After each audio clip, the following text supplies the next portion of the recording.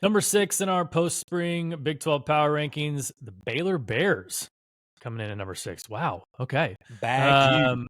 We talked about Bryson Washington possibly being the best running back. Not possibly. He's probably the best running back in the conference. He is. He's a lead returning rusher in the conference. Yeah.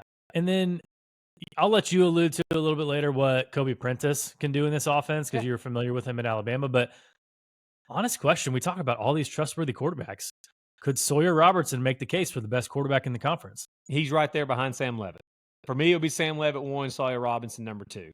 And Sawyer Robertson is one of those quarterbacks. We're going to talk about another one here in a second that I feel like nationally, a lot of like your casuals, I guess I'll say, that don't necessarily know Sawyer Robertson a ton because like Baylor's not sitting there playing in these huge marquee games. They kind of came on at the end of last year. Listen to this. In the last 6 games of the season last year, Baylor was one of the hottest teams in the country. They were averaging 41 points per game in their last 6 games of the season. And they won all 6 of them in their last regular season games. A lot of that was obviously the new offensive coordinator that they brought in, longtime journeyman, been in a lot of different places, and Jake Spavital. Spavital did a remarkable job year 1. I think the biggest knock that you can put on Baylor last year is they had the wrong guy starting at quarterback to start the year. I think they had like Daquan Finn or whatever. Yeah, from Toledo. Transferred in from Toledo. And they had the wrong starting running back.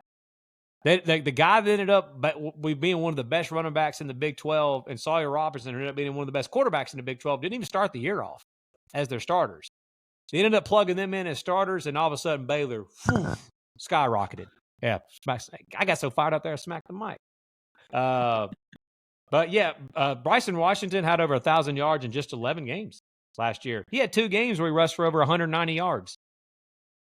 I mean, as far as 1-2 punch at quarterback and running back, they are the best. Baylor has the best 1-2 punch at quarterback and running back in the Big 12 going into this season.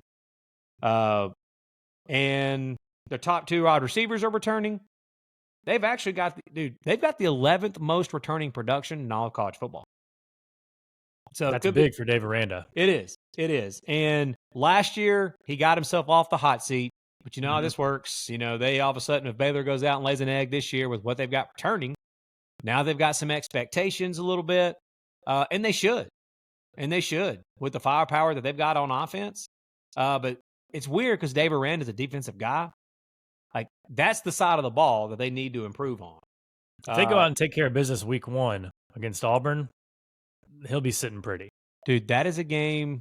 I'm telling you, man, so for those first time listening, hey, real quick, look at the bottom of this screen and hit that subscribe button for us, please. And also follow us on Apple and Spotify. It doesn't cost you a thing and it helps us out a ton. We greatly appreciate it. I live in St. Louis, Missouri now, but I'm born and raised in the state of Alabama, and ton of friends that are big diehard Auburn fans.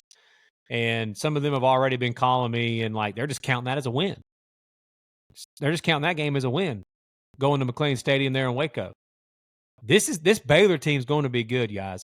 Like, I feel confident in saying this. Like, it would not shock me at all at the end of the year that Baylor's sitting there right in the mix for competing for a Big 12 championship. We've said that about all 6 teams so far. Agreed.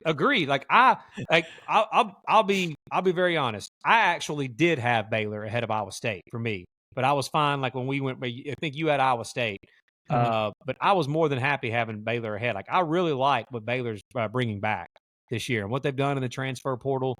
I believe in Sawyer Robertson. I believe in the running back position for them. I like Spavital as an OC. I mean, overall, I just think that this Baylor team's, man, got dudes. On the defensive side, they were in the bottom. Like I said a minute ago, that's what they need to concentrate on. They were in the bottom half of the Big 12 last year in total D and scoring D. They returned their leading tackler and all Big 12 middle linebacker, Keaton Thomas.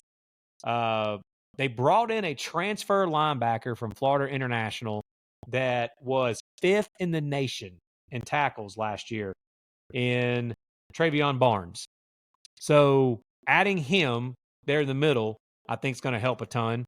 But you're right, man. Right out of the gate on Friday night, everybody, because it's opening weekend of college football, we are all just thirsty for some college football, man, especially that time. everybody will be tuned in watching that game.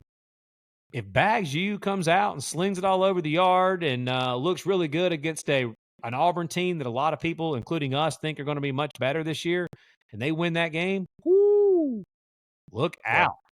Yeah. Baylor could be a problem in America's conference in a hurry if that happens.